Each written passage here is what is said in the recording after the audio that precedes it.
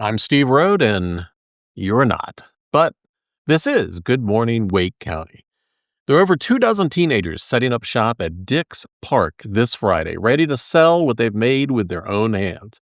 Also, Raleigh restaurants just got a Michelin stamp of approval. A retired educator who spent 45 years making sure every kid got a shot at a good education is being honored. And North Hills is about to flip the switch on holiday season. Hey, I'm glad you're back with me today, but stick around. I got a dad joke for you at the end. It's safe for all the kiddos in the cars. So if you've got a soft spot for teen creativity, November 15th is your day. Triangle on the Cheap says over 24 young local makers and mini entrepreneurs, little tiny entrepreneurs, are setting up a teen vendor market at Dix Park right outside at Gibson Play Plaza from noon to 4. These kids are bringing in handmade jewelry, art, baked goods, whatever they've been working on. There might be a 3D printer involved in there somewhere. And they're selling it themselves. You get to meet the genius right there. No middleman, no online storefront, no click, click, click, just face-to-face hustle. So bring some cash and let the next generation show you what they've got. And honestly, watching teenagers run their own business, that is inspiring. Raleigh's food scene just got a Michelin-sized nod. A few local spots made the cut in the new Michelin Guide for the American South.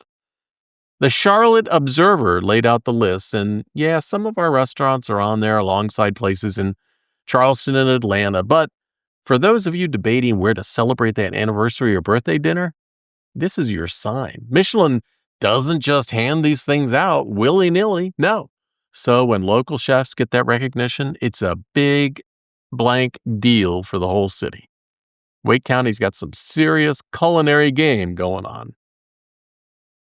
All right, this next one's the kind of story that makes you think about what a life of service actually looks like.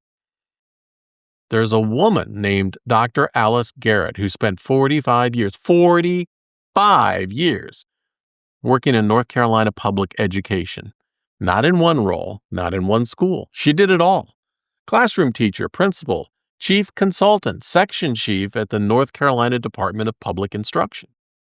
At NCDPI, she led the efforts to turn around low-performing schools and fought to make sure every student, no matter what their background, no matter their zip code, had access to quality education. And the U.S. Congress recognized her work. The NAACP recognized her work. And now Wake Ed Partnership is honoring her with the Robert Bridges Lifetime Achievement Award, which they don't give out every year. Only when someone's career reflects extraordinary, lasting contributions to education. And here's the thing. Dr. Garrett could have retired and called it a day, but she didn't. She's still leading.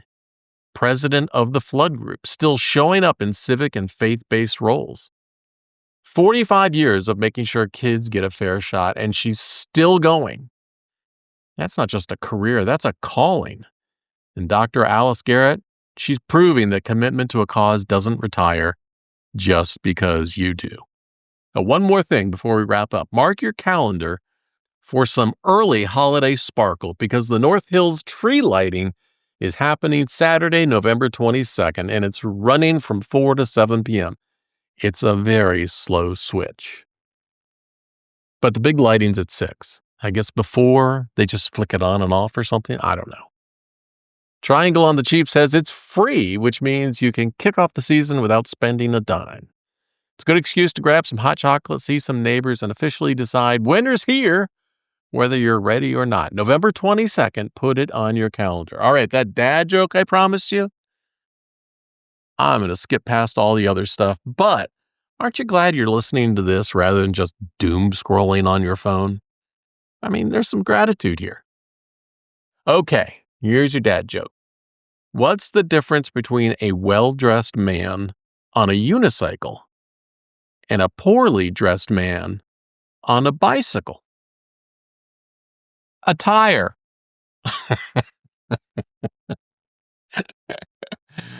Oh, I do like that one. All right.